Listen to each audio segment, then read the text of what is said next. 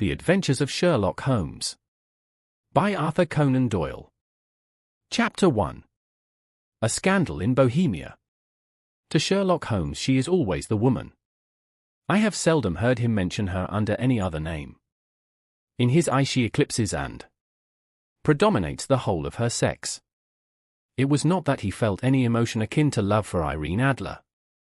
All emotions, and that one particularly, were abhorrent to his cold, precise but admirably balanced mind. He was, I take it, the most perfect reasoning and observing machine that the world has seen, but as a lover he would have placed himself in a false position. He never spoke of the softer passions, save with a jibe and a sneer. They were admirable things for the observer, excellent for drawing the veil from men's motives and actions. But for the trained reasoner to admit such intrusions into his own delicate and finely adjusted temperament was to introduce a distracting factor which might throw a doubt upon all his mental results. Grit in a sensitive instrument, or a crack in one of his own high-power lenses, would not be more disturbing than a strong emotion in a nature such as his. And yet there was but one woman to him, and that woman was the late Irene Adler, of dubious and questionable memory. I had seen little of Holmes lately. My marriage had drifted us away from each other. My own complete happiness, and the home-centered interests which rise up around the man who first finds himself master of his own establishment, were sufficient to absorb all my attention, while Holmes, who loathed every form of society with his whole Bohemian soul, remained in our lodgings in Baker Street, buried among his old books, and alternating from week to week between cocaine and ambition, the drowsiness of the drug, and the fierce energy of his own keen nature. He was still, as ever, deeply attracted by the study of crime, and occupied his immense faculties and extraordinary powers of observation in following out those clues, and clearing up those mysteries which had been abandoned as hopeless by the official police. From time to time I heard some vague account of his doings, of his summons to Odessa in the case of the Trepoff murder, of his clearing up of the singular tragedy of the Atkinson brothers at Trincomalee, and finally of the mission which he had accomplished so delicately and successfully for the reigning family of Holland. Beyond these signs of his activity, however, which I merely shared with all the readers of the daily press, I knew little of my former friend and companion. One night, it was on the 20th of March, 1888, I was returning from a journey to a patient, for I had now returned to civil practice, when my way led me through Baker Street. As I passed the well-remembered door, which must always be associated in my mind with my wooing, and with the dark incidents of the study in scarlet, I was seized with a keen desire to see Holmes again, and to know how he was employing his extraordinary powers. His rooms were brilliantly lit, and, even as I looked up, I saw his tall, spare figure pass twice in a dark silhouette against the blind. He was pacing the room swiftly, eagerly, with his head sunk upon his chest and his hands clasped behind him. To me, who knew his every mood and habit, his attitude and manner told their own story. He was at work again. He had risen out of his drug-created dreams and was hot upon the scent of some new problem. I rang the bell and was shown up to the chamber which had formerly been in part my own. His manner was not effusive. It seldom was, but he was glad, I think, to see me. With hardly a word spoken, but with a kindly eye, he waved me to an armchair, threw across his case of cigars, and indicated a spirit case and a gasogene in the corner. Then he stood before the fire and looked me over in his singular introspective fashion. "Wedlock suits you," he remarked. "I think, Watson, that you have put on £7.5 since I saw you." "7," I answered. "Indeed, I should have thought a little more." "Just a trifle more, I fancy, Watson." "And in practice again, I observe. You did not tell me that you intended to go into harness." "Then, how do you know?" "I see it, I deduce it." "How do I know that you have been getting yourself very wet lately, and that you have a most clumsy and careless servant girl?" "My dear Holmes," said I, "this is too much. You would certainly have been burned, had you lived a few centuries ago. It is true that I had a country walk on Thursday and came home in a dreadful mess, but as I have changed my clothes I can't imagine how you deduce it. As to Mary Jane, she is incorrigible, and my wife has given her notice, but there, again, I fail to see how you work it out." He chuckled to himself and rubbed his long, nervous hands together. "It is simplicity itself, said he, my eyes tell me that on the inside of your left shoe, just where the firelight strikes it, the leather is scored by 6 almost parallel cuts. Obviously they have been caused by someone who has very carelessly scraped round the edges of the sole in order to remove crusted mud from it.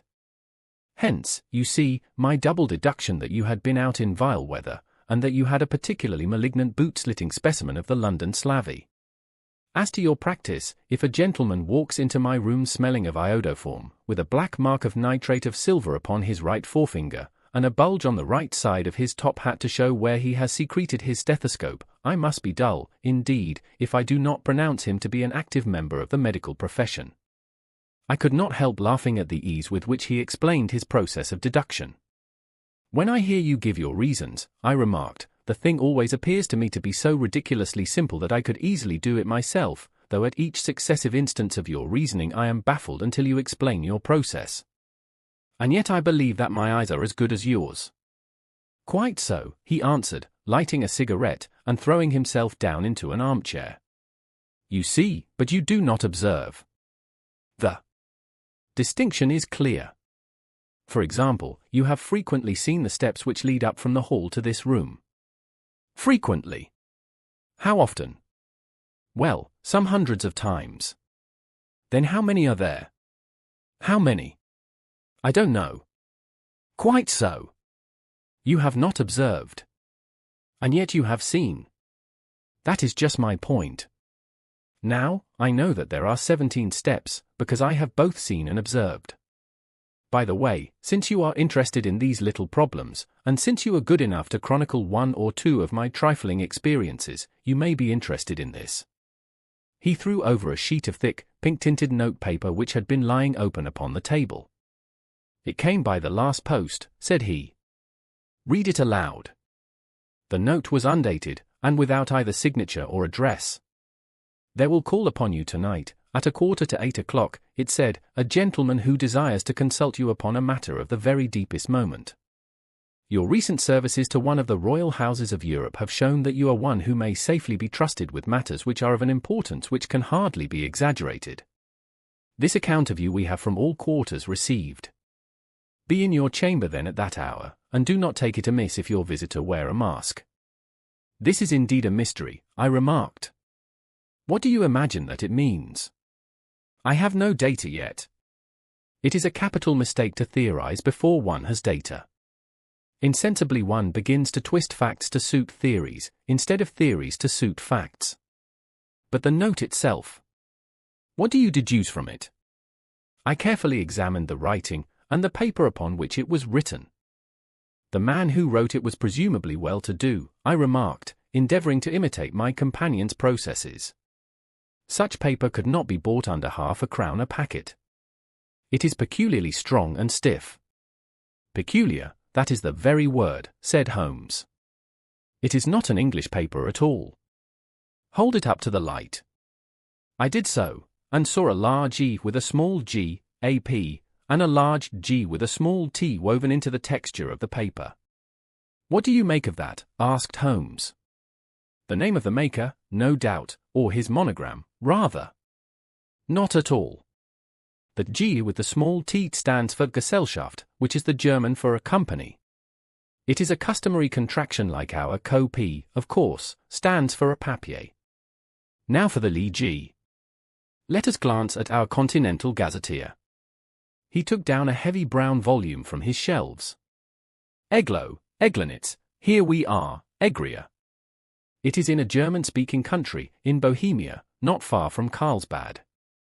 Remarkable as being the scene of the death of Wallenstein, and for its numerous glass factories and paper mills.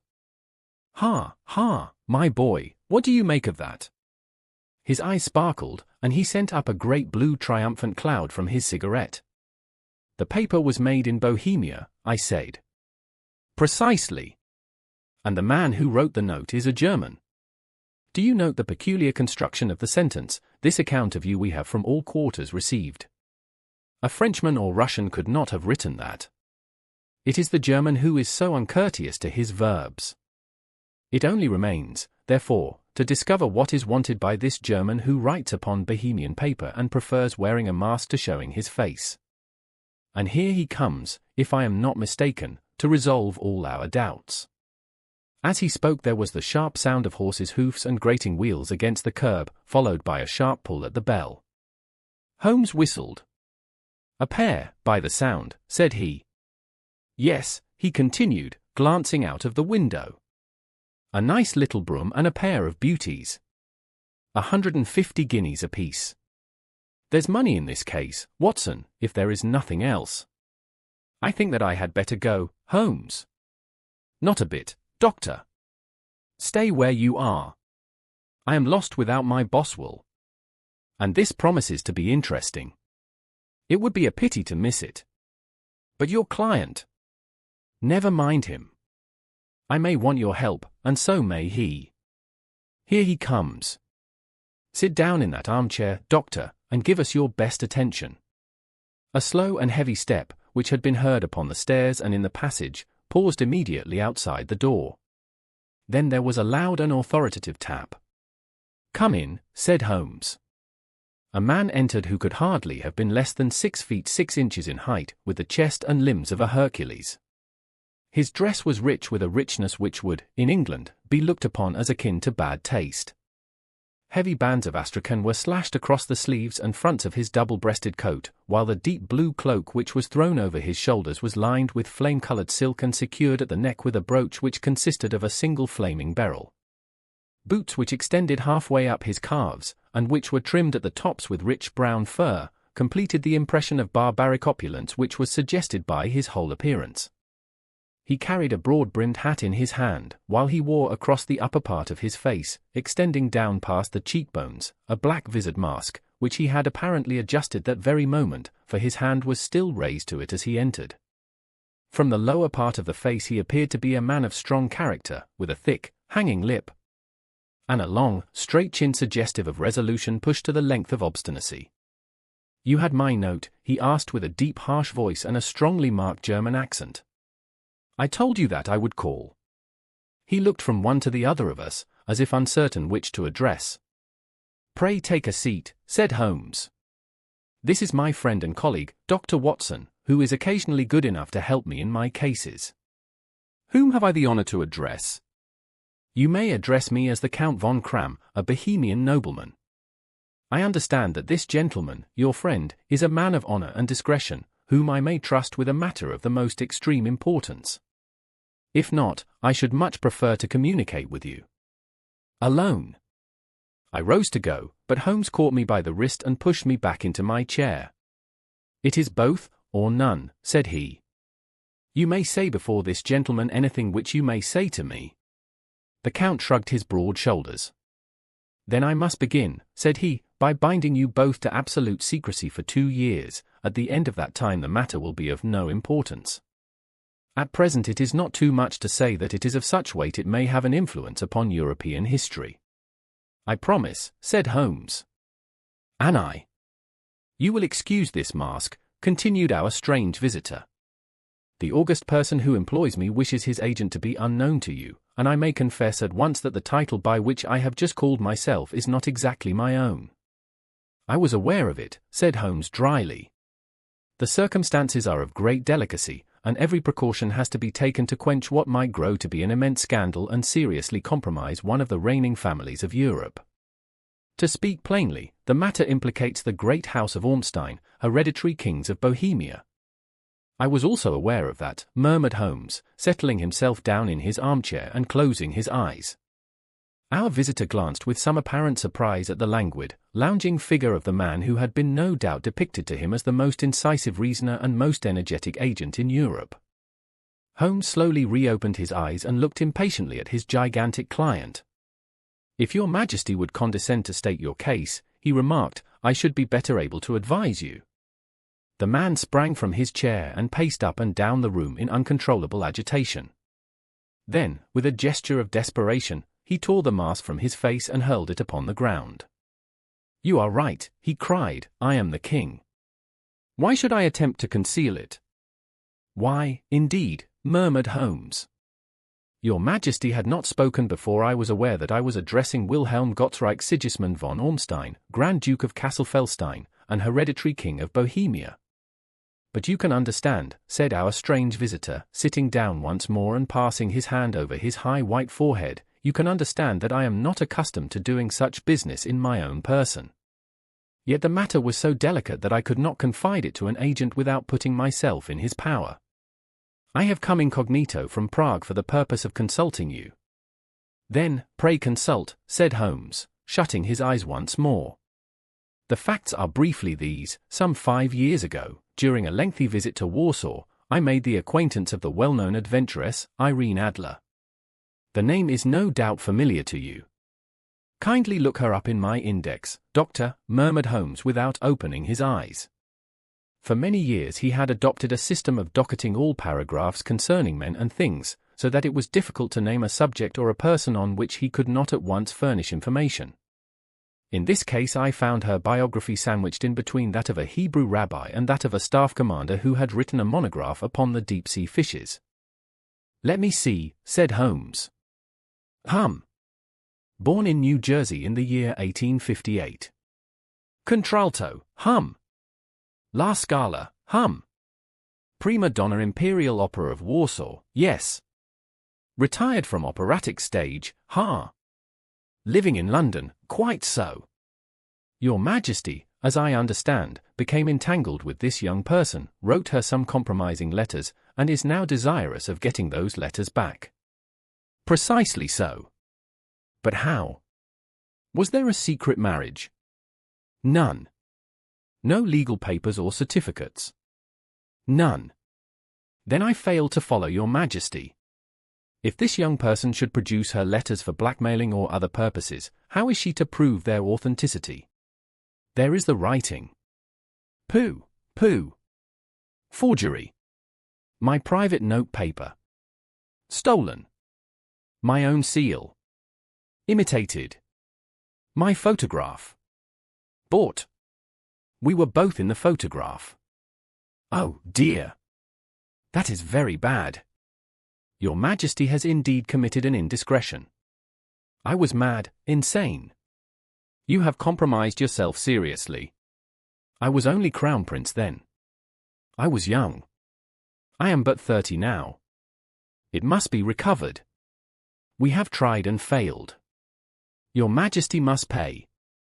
It must be bought. She will not sell. Stolen, then. 5 attempts have been made.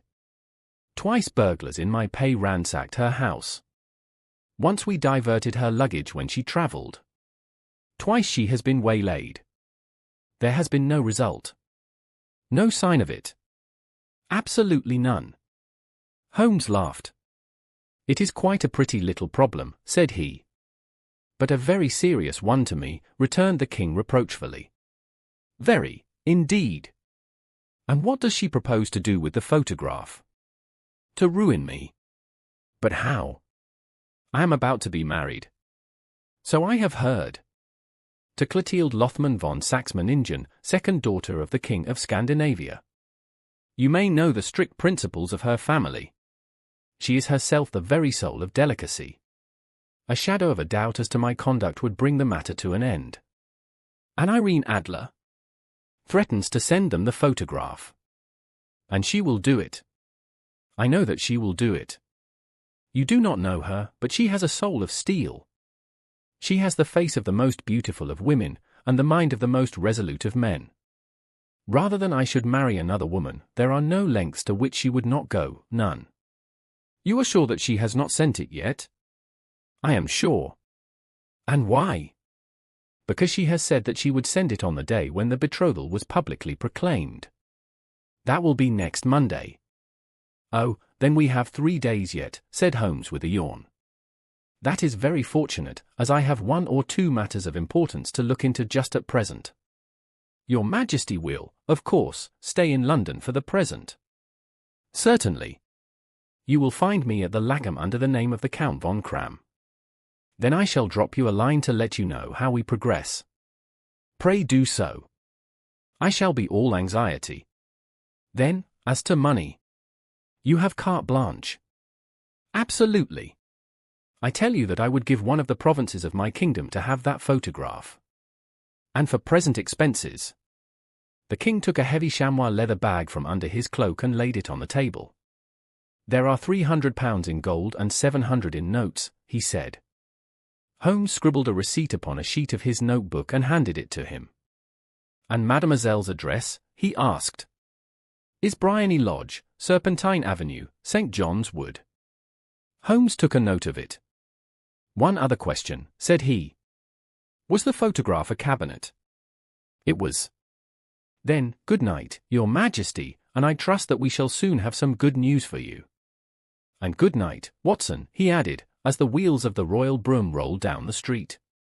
"If you will be good enough to call tomorrow afternoon at 3 o'clock, I should like to chat this little matter over with you."